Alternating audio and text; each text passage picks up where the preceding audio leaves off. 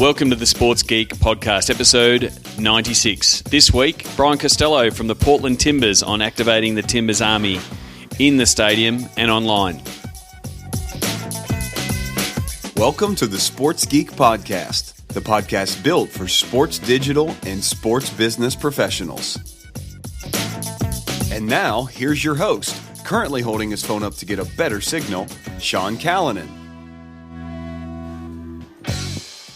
Thanks, DJ Joel. Yes, I am always holding up my phone to get a better signal. My name is Sean Callanan, and you're listening to the Sports Geek Podcast, either on iTunes, Stitcher, SoundCloud, or Pocket Casts. Thank you very much for listening. As you heard earlier, this is episode 96. So if you're finding me for the first time, please send me a tweet at Sean Callanan or Sean at sportsgeekhq.com, and please go into the back catalogue, like Nick Barber did recently when he found the podcast and started going through the back catalogue and following all the guests. I think that's a terrific thing to do. Send a tweet to the guests that you are listening to as you're listening to the podcast. I really appreciate it.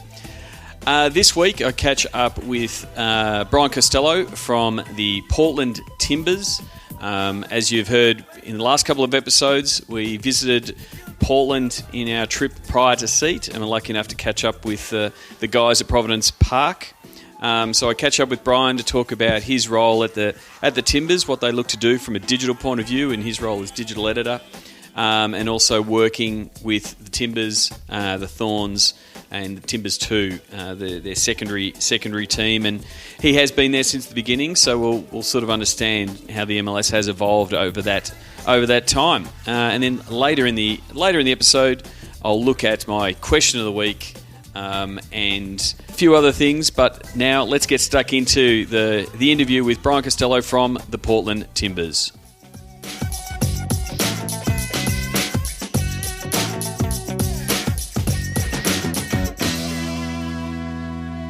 Very happy to introduce Brian Costello, Director of Digital Media, Editor-in-Chief at the Portland Timbers, to the Sports Geek Podcast. Welcome to the podcast, Brian. Thanks for having me.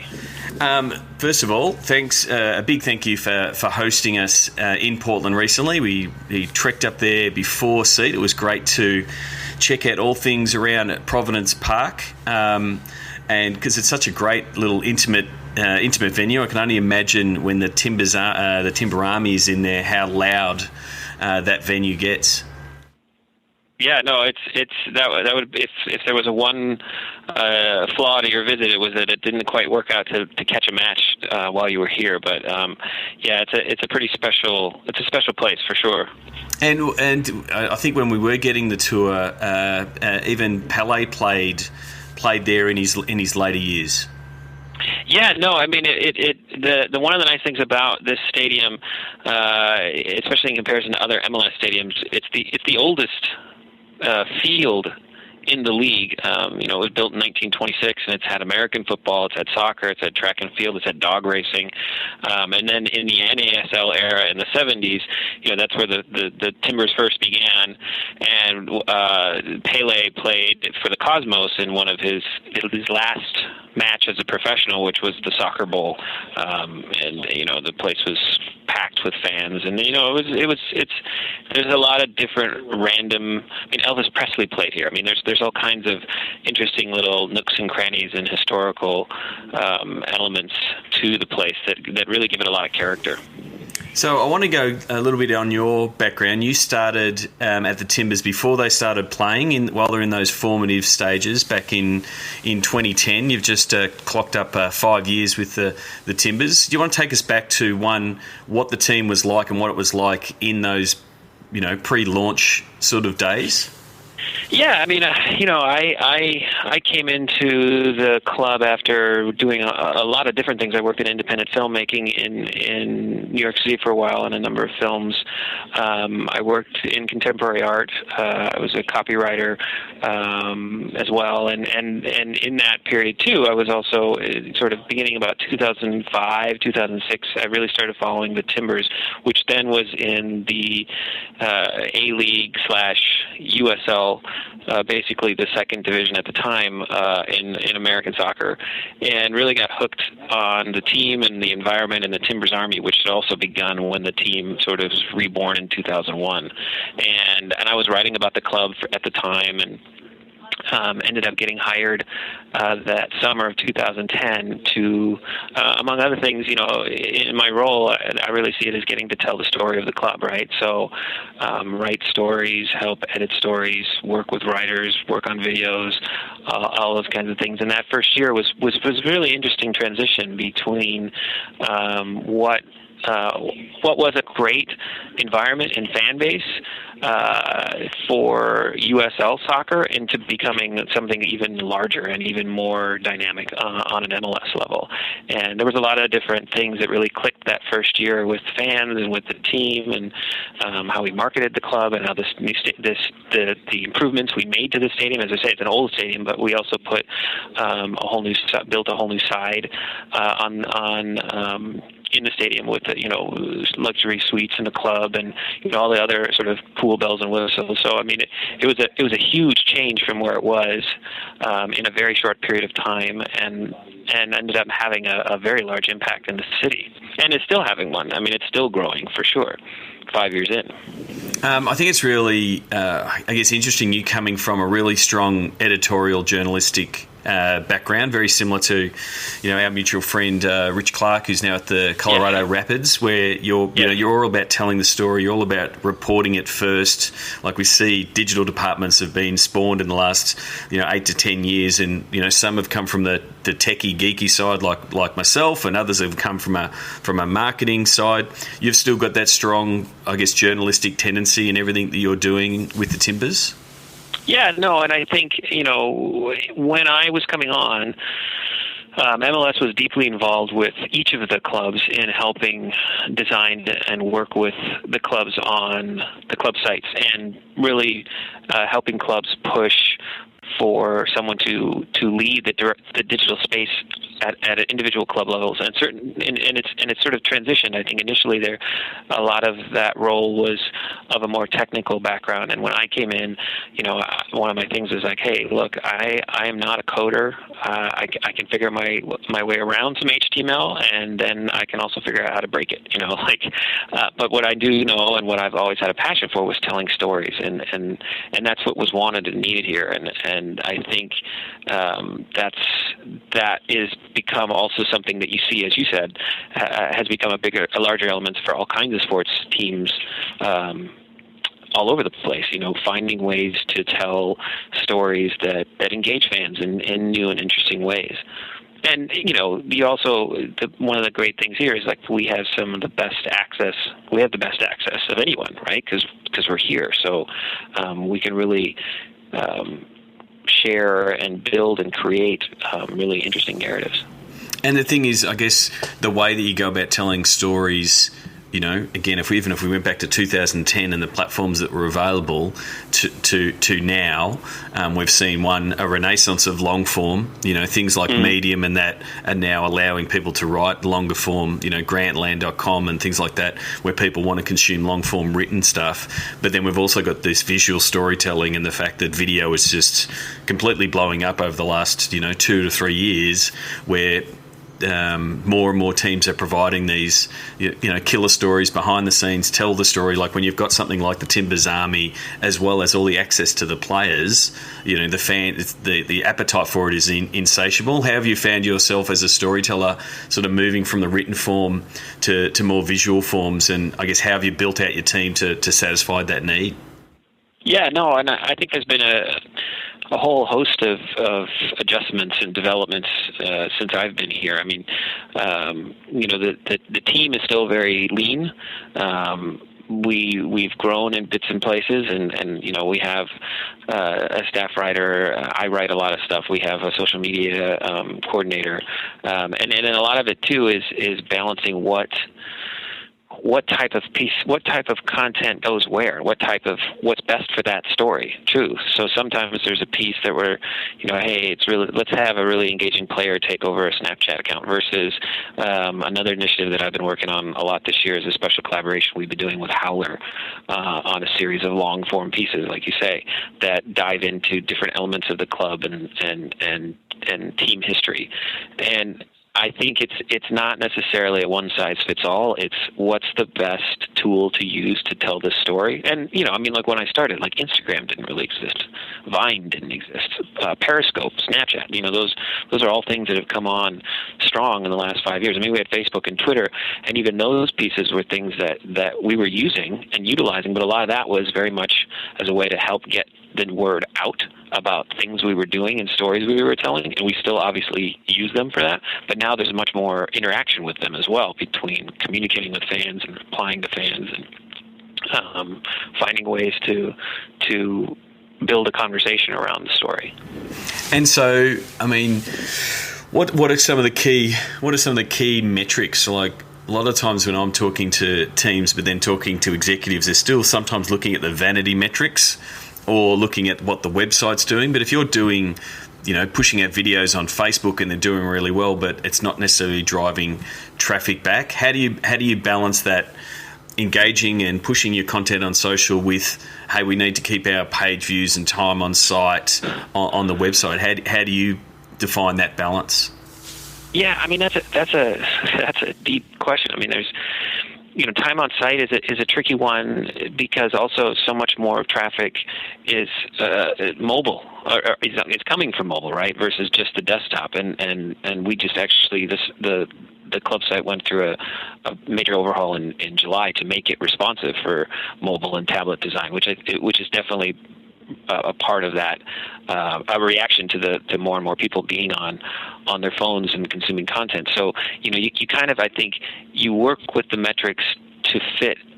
You find the metrics that fit what you're trying to do, because sometimes you're like, I know this piece, I want this. If it's a long form piece, it's going to live on the desktop, and you're hoping that brings a lot of people to that. Versus, hey, this is this cool little fun video that we did after training. It's not long enough to necessarily be its own standalone, but it's a great piece for Twitter or Facebook. And if we put it up there, then we're looking at the metrics of what's the engagement on this, how many likes did it get, how many retweets did it get.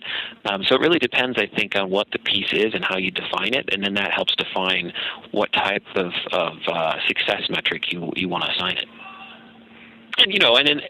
And there's things that you think you're like, oh, this is going to kill here, and then you're like, well, maybe that didn't work as well as we thought it did.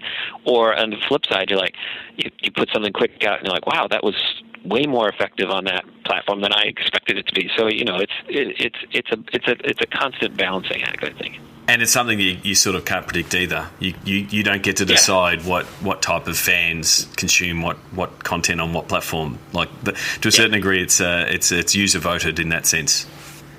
And we've also had the interesting challenge of, we have the Timbers, which have been a great success story, but we also have the Thorns FC on the women's side, and those are two similar but also different audiences and demographically different, and how they engage on social media is also different, and certain platforms are more engaging, say for Instagram for the Thorns than necessarily as a percentage than necessarily for the Timbers on Instagram. So it's kind of interesting, like, okay, well, what pieces do we put and what voice do we put to different clubs that we're helping oversee?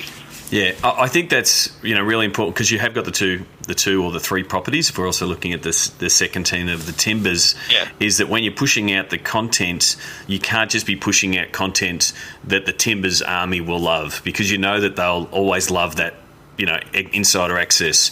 You've also got to embrace the wider Portland community, the ones that aren't coming to every game. You've got, I think it's 13,500 season tickets holders, capped for the stadium. But you're also rotating those tickets through to make sure everyone gets a piece of Timbers and comes along to see a game. You've got to push that content out for those people as well, and not just go with your avid fans in the Timbers army, because that they'll love it. You've got to diversify your content in that space. For sure, I think that's a great point, and it is something that, as successful as we've been with both clubs, we also know that there's still a lot of people who are coming into the team for the first time, whether it's the Timbers or Thorns. And, the Portland Trailblazers, which is the NBA club here, has been around just a little bit longer than we have, and has a lot more in terms of going back to the NASL area. I mean, they've been around 40-some years. Technically, we've been around 40-some years, but we've sort of ebbed and flowed a little bit in our existence. But the Blazers have a big footprint here, as do, say, the Oregon Ducks in college football, especially. They've been in the national championship race. So those kinds of things, and where we fall within that is still very strong, but there's still a whole lot of room for growth. And as you say, then finding avenues for where that content goes and what audience it's trying to attract is a little bit different from time to time. I mean, there's different age groups, there's different levels of there's different knowledge of the team and where they're coming from. So at different genders, I mean, all sorts of different elements that come into play, and you try to hit as many of them as you can, and I think hopefully we've done a pretty good job of that. But there's lots of room to still grow. One of the campaigns that we were really impressed with at Providence Park was the fan photos with the axe. I can only just imagine the waivers and the legal teams, in this political correctness world, handing over a giant axe to fans. It could have gone. Here's a spoiler: they are prop axes. They were not real axes. Don't ruin it, Brian. Don't ruin it. But I mean, I'll share some of the photos, but. Because that's a campaign that's it's been a long running campaign. It's been run a couple of times. The fans always get around. It always comes up with great emotive shots to because sports is all about identity, and fans really want to identify with. How has that campaign both gone initially, but then always been refreshed along the way? Yeah, no, I mean, it's a really interesting thing, and that was a campaign that was sort of in the works right when I first began, and our marketing team here, Corey Dolich is our VP of marketing. He really helped lead that with a local ad partner, and it initially started as going into that first season and trying to sell season tickets. We had photos of some select fans that we had found and took portraits of, and we put them on the sides of buildings, like 6-7 stories tall type billboards, if you will, that were just plastered all over the city with just the date and the crest, and people started building up knowledge of, hey, this is coming, hey, I got to find out more. There wasn't even a website on the ads. There wasn't a phone number. People just saw them and were like, oh, that's the Timbers. I need to start paying attention to that. And it started building this interest in it, and season ticket sales started selling out, and the word of mouth and buzz really started spreading. And then part of that we said, well, hey, what if we did something where we allowed fans to come in and have because the portraits were so popular, we wanted to open it up to more fans to come in and have those pictures taken how they wanted with their own stuff. And so they arrived with we had long lines, and we set up in a temporary team store that we'd set up downtown, and people came and they took their photos, and initially it was meant to, hey, we'll use these for social media handles, right, for Twitter and Facebook, and so they got shared all over the place, and people were like, wow, that was really cool. And then even after that first year, people were like, oh, I really wish they did it again. Well, this is our 5th year anniversary since joining MLS. I said, hey, we're going to bring it back. And one of the cool things we did is, we went back. I had done interviews that first year with some of the models and some of the fans that were part of that first campaign, and went back and visited with them again to see what had changed over the last 5 years, and made stories and content about how their fandom had changed. In some cases, the pictures were amazing, because you see ones that were like, a 9-year-old girl is now 16, right? And so you can see literally a height change in some of the fans, and others where it was like a couple in one, and now they have 2 kids, right? So the fans really got into it, because then they came back and took another portrait, and you could see how the fans aged and changed and became closer to the club. And then, this time around, because it was so successful the first time, everybody's like, well, I got to get in this time. And the lines would like be 3 hours long, right? We did it over the course of like 3 different weekends, and we opened it up. We did a special shoot with a lot of the players and their families, and it became sort of the signature element. And the ones that were taken from the first year, the first time around, we put up into the stadium in a permanent poster, plaque, if you will. And then we've made another one that from this year that has also gone up in another part of the stadium. So fans come and they see those, and they know that the connection to what the club is and the ongoing sort of history of it becomes very real for them, because they really feel part of it. It's the kind of thing where, like, 5 years from now, I bet we'll do it again. It's an interesting way to help mark the passage of time and the growth of the club. Yeah, I mean, and that's where Corey's done a great job in helping form the identity of the club really quick, but really also just locking in those fans. Like, those fans have got a photo there; they're not going anywhere, and they're going to start lining up for the photo shoot in 4 years' time. And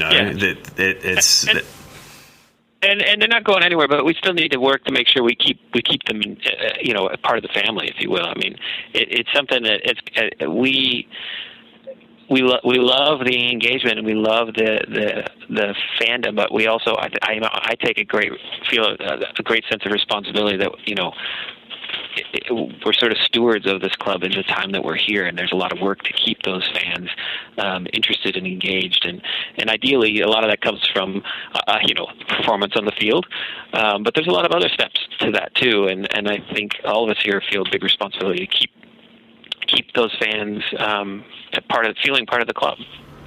I don't normally do this, but I sent off a tweet before we jumped on our call, and I've actually got Mark Cleary at Mark P. Cleary on Twitter send through a question, and he was asking, how do you report Snapchat success?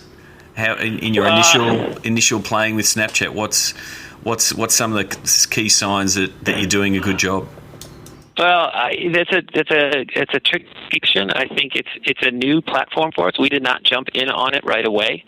We had a lot of debates internally about what we would want to do with it and how we used it and which clubs we used it with. It's still very new for us, and I think we're still experimenting with what we can do with it and how we measure the success with it.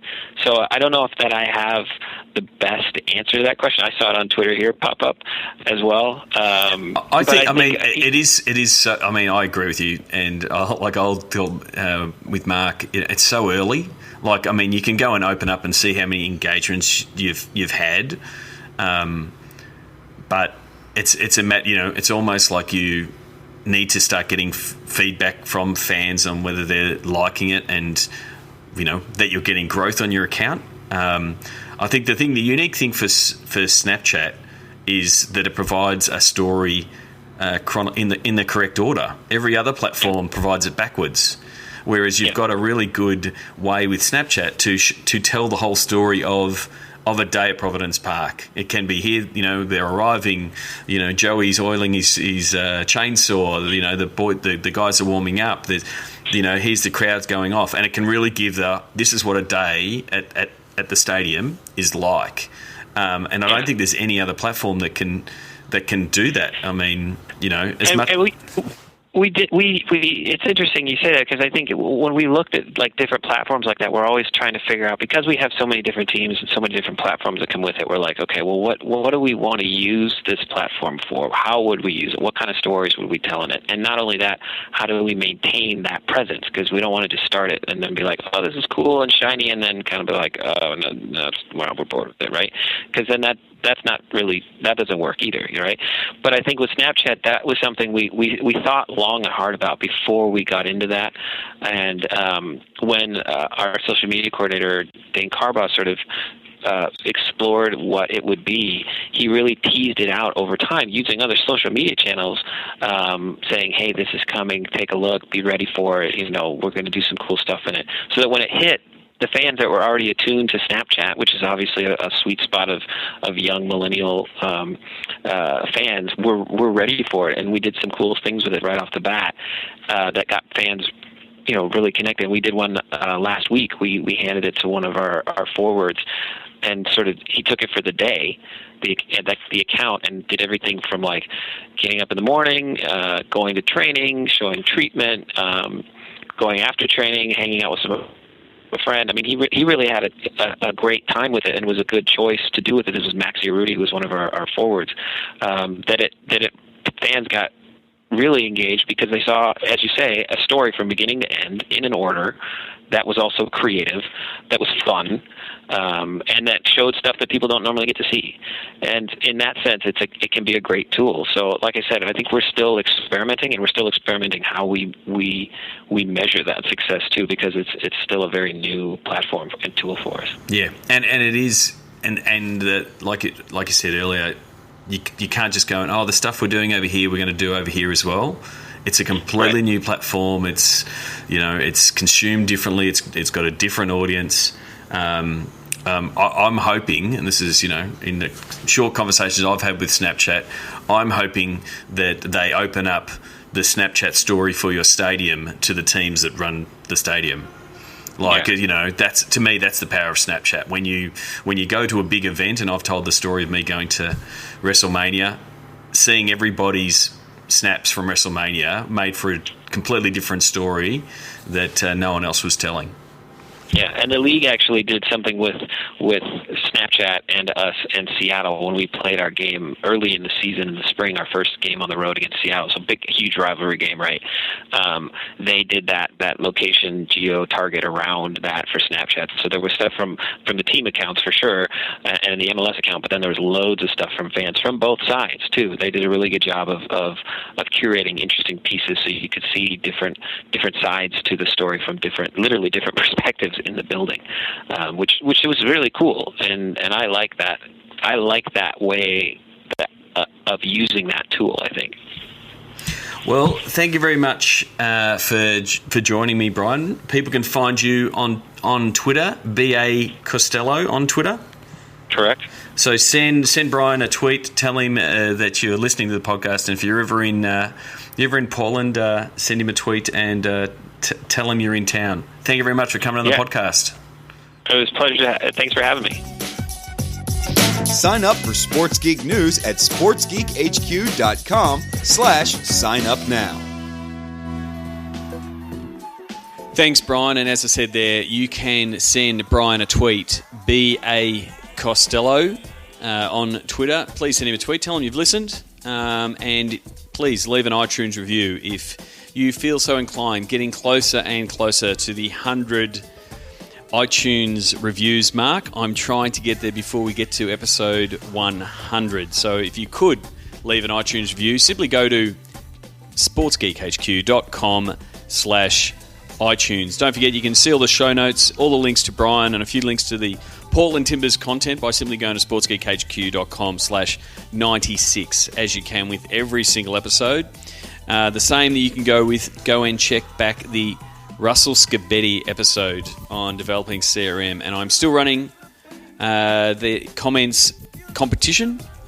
So if you think you've got a witty or a pithy response to what Russell is thinking in the photo on episode 94, please enter. We're going to close off the entries in August 30, and someone's going to win a Sports Geek t-shirt. So please go to sportsgeekhq.com/94. Until then, you can contact me, Sean, SEAN, at sportsgeekhq.com. Let me know if there's any way that we can help you with your digital output, working with your digital team, working with your commercial team, understanding the value of what you're trying to do, looking to sell more tickets, understanding the opportunities in Facebook advertising and things like that. They're the things that I've been doing on a regular basis with all my clients. If you need help in that space, please send me an email or send me a tweet, and we'll set up a time. This week's episode question, and please send me a tweet. I did have a little bit of a rant on this topic on the Sports Geek Facebook page, facebook.com/sportsgeek. There's an article that came out that said, first of all, it said that brands are paying, and then it sort of refined that to say this is what it's worth. And it put the value of a LeBron James tweet at $140 $140,000. Now, part of me is a bit of a cynic, thinking that they've gone $140,000 because there's 140 characters. It's a nice little play for the journalists. But it's effectively saying that it's worth $140,000 for a brand to get a mention on a LeBron tweet. And even though LeBron has tremendous follower numbers, 23 million, I think at last count, for mine, I don't see the value in a brand dropping $140,000 on a single tweet from LeBron. It really comes back to some of the discussions that we had at Seat around, I guess, the mentalities of brands seeing a big number and saying, hey, we want to put out a post, we want to pay to be on that team page, or in this case, that athlete page, and a single post won't do it. It has to be an integrated campaign. So, I mean, I quickly looked at LeBron's feed, and he'd sent out a tweet about USA Today promoting his foundation, and that had I think it was 23,000 hits. Now, if we attribute every single hit to LeBron, that's $6 a click. And but in some industries that's a great return. But if I'm looking at what value can I get from $140,000, I know I can deliver far greater reach, far greater results. Not so much reach, far greater results with a $140K budget using digital means than just one tweet that is gone, is not reusable, is a once-off thing, is not in the public sphere after 4 or 5 minutes, really, even with all the retweets. So. Yeah, I really question that the land rush that is influencer marketing, and there's a lot of people that are getting paid big bucks to post Instagrams or post tweets with big following. The thing I'd be looking at, I think that's just lazy marketers for mine in looking at the big numbers. They're not really getting the results.